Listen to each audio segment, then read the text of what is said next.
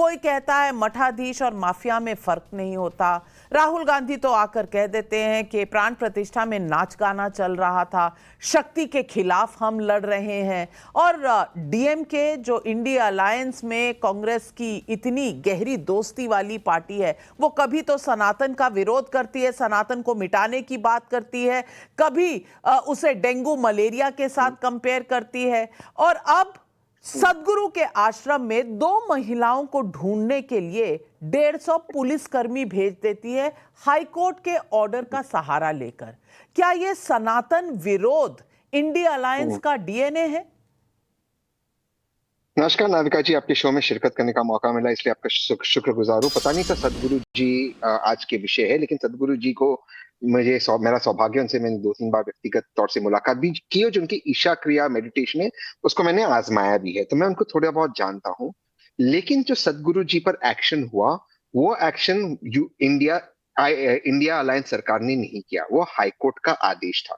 In fact Mukul Rohatgi जी जब आज court के अंदर खड़े थे और एसजी साहब तुषार मेहता जी भी खड़े थे, उन्होंने स्पेसिफिकली लुथरा जी जो स्टेट ऑफ तमिलनाडु के काउंसिल थे उनको कहा, मैं कोट करता हूं, we have nothing against the Tamil Nadu government, हमें तमिलनाडु सरकार के खिलाफ कुछ नहीं। ये उनको मैं वर्बैटम कोट कर रहा हूं।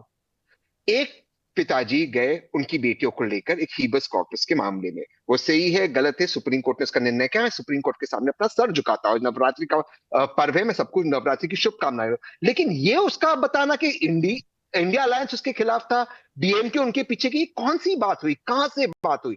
जहां तक लास्ट बात है, मैं एक चीज कहना चाहता हूं। माननीय अखिलेश यादव जी ने व्यक्तिगत हमले योगी आदित्यनाथ जी पर किया था, जो वहां के मुख्यमंत्री है, वो मुख्यमंत्री के दायित्व में बैठते हैं। वरना जो आज एडमिनिस्ट्रेशन है, मैं आपसे पूछता हूं नाविका जी, आज हाथरस में 121 भारतीय लोग जो मर गए स्टैम्पीड के अंदर, जो उस कार्यक्रम को आयोजित कर रहा था, उनको तो बुक नहीं किया उत्तर प्रदेश पुलिस ने बाय इलेक्शन देखकर। क्या इस तरह का इंसाफ होना चाहिए? 121 गरीब लोग जो स्टैम्पीड में मर गए, क्या आप इससे इत्तेफाक रखते हो? क्या वो गरीब हमारे बच्चे नहीं हो सकते थे? गरीब है तो जो उसके लिए रिस्पॉन्सिबल, उनको बुक नहीं किया जाना चाहिए? और कहो तो नहीं, आप तो सवाल मैं ये भी पूछूंगी कि शहजाद पूनावाला उस वक्त योगी को कटघरे में खड़े करने वाले आज डीएमके की सरकार को कटघरे में नहीं खड़े कर रहे। वो कह रहे हैं कि यार ये तो पुलिस ने किया। 150 पुलिसकर्मी यूं ही चले जाते हैं क्या कोयंबटूर के आश्रम में? मैं पूछना चाहती हूं, अगर हाईकोर्ट का सहारा इन्वेस्टिगेशन का लेना था तो 150 पुलिसकर्मी रेड करेंगे क्या ईशा फाउंडेशन? मैं सवाल पूछ रही हूं कि यह सिर्फ एक इकलौता इंसिडेंट नहीं है।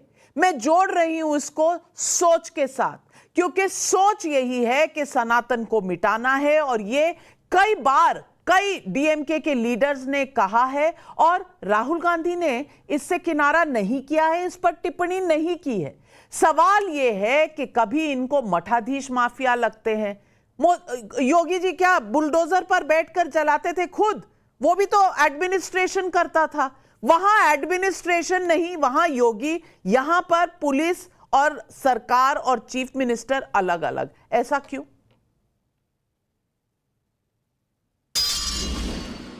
एक बार थोड़ा सा इसको, अगर ये ईशा फाउंडेशन नहीं होता और मान लीजिए जॉर्ज फाउंडेशन होता, या ये अकबर फाउंडेशन होता, या ये आयशा फाउंडेशन होता, तो क्या इस तत्परता से, इस ओवर इंथुजियाज्म से कार्रवाई होती? बिल्कुल नहीं होती। और यहीं पर तो बात है कि ये सहयोग नहीं, ये प्रयोग नहीं, ये सोचा समझा वोट बैंक का उद्योग है कि सनातन को दो गाली ताकि मिले वोट बैंक की ताली। वरना बता दीजिए कि अगर ये सेकुलर एक्शन था तो ऐसे तो कई सारे अवैध कन्वर्जन्स लगातार तमिलनाडु में चल रहे हैं, किसी एक पादरी पर कार्रवाई हुई हो। ऐसे कई सारे अवैध चीजें मदरसे में अनेकों चल रहे तमिलनाडु में, कहीं पर एक कार्रवाई हो।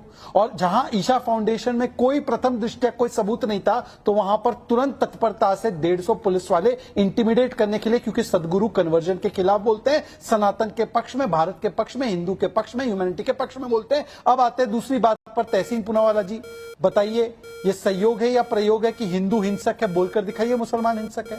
देवता भगवान नहीं होता बोलकर दिखाइए पैगंबर के विषय में। मंदिर जाने वाले लड़की छेड़ते हैं मस्जिद के विषय में बोलकर दिखाइए। मठाधीश जो होते हैं वो माफिया होते हैं, मदरसे के बारे में अखिलेश यादव जी एक बार बोलकर दिखाए। अफजल अंसारी बोलते हैं कि महाकुंभ में साधु संत 1 ट्रक लोड जो है गांजा फूंक देंगे, बोलकर दिखाइए। वेटिकन या हज के बारे में, राम मंदिर में प्राण प्रतिष्ठा में नाच गाना होता है, बोलकर दिखाइए। हज या किसी और के विषय में कि नहीं बोलना चाहिए, परंतु हिंदुत्व, आईसिस, बोको हराम, सनातन समाप्त, सनातन बीमारी, हिंदू धर्म धोखा, कृष्ण जी ने जिहाद सिखाया था अर्जुन को, ये सारी टिप्पणी लगातार एक ही धर्म के बारे में क्यों की जाती है। दूसरी बात मैं पूछना चाहता हूं कि आज देखिए कि योगी विरोध करते करते, मोदी विरोध करते करते आप हिंदू विरोध पर उतर आते हैं ना, यही तो समस्या है।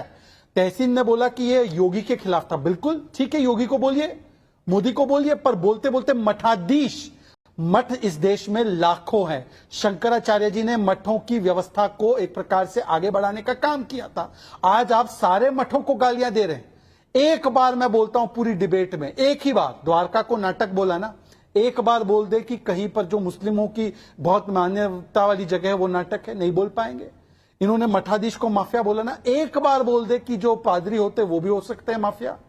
एक बार बोल दे कि जिस प्रकार से बोला गया राम मंदिर प्राण प्रतिष्ठा में नाच गाना हो रहा था, एक बार कहीं हज के बारे में बोलने की हिम्मत जुटा दे, तो मुझे लगता है कि ये इशू बेस्ड मैं इसके भी खिलाफ हूं। किसी के बारे में नहीं कहना चाहिए, क्यों कहें हम किसी मस्जिद या चर्च या किसी गुरुद्वारे के बारे में। लेकिन अनुराग भदौरिया जी, जब इंडिया अलायंस का अलायंस किसके बेसिस पर बना है? क्या इसी के बेसिस पर बना है कि हिंदुओं को गाली दो, सनातन को गाली दो, मठाधीश जो होते हैं वो माफिया होते हैं, सनातन को खत्म करो, ये कोड़ होता है, ये डेंगू होता है, और 150 पुलिसकर्मी है तो आश्रम में भेज दो, और बाकी जॉर्ज पुनैया के साथ भारत जोड़ो करो। सवाल उठता है कि सिर्फ हिंदू धर्म टारगेट पर क्यों है? अनुराग भदौरिया।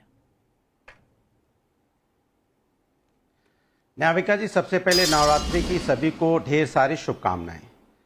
अब आप कह रहे थे कि ये षड्यंत्र है। हाँ बिल्कुल, मुझे लगता है कि भारतीय जनता पार्टी और उसके जो जानने वाले लोग हैं, नफरत का षड्यंत्र जरूर देश के अंदर फैला रहे हैं।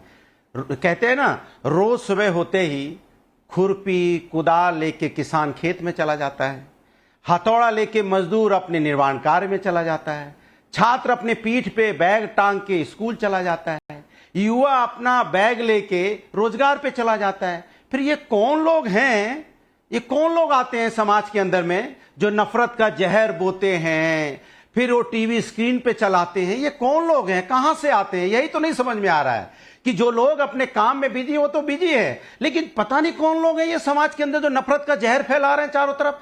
सवाल उठता है कि आपने अभी बोला कि हाई कोर्ट का आदेश, ये देश संविधान और न्यायपालिका से चलता है। अगर न्यायपालिका ने कोई आदेश दिया है तो उस पर कार्रवाई हो रही होगी, जाहिर सी बात है। अगर न्यायपालिका कल सुप्रीम कोर्ट कहेगा ये बंद तो बंद, जैसे बुलडोजर उत्तर प्रदेश के अंदर में चल रहा था, धनाधन बुलडोजर को आपने स्वाभिमान का प्रतीक बना लिया था, सेलिब्रेशन का प्रतीक बना लिया था, बुलडोज कर देंगे, मार देंगे, काट देंगे, बुलडोज कर दिया जाएगा। तो क्या बुलडोजर न्याय का प्रतीक था क्या? बाद में सर्वोच्च न्यायालय ने आदेश दिया, बुलडोजर बंद हुआ।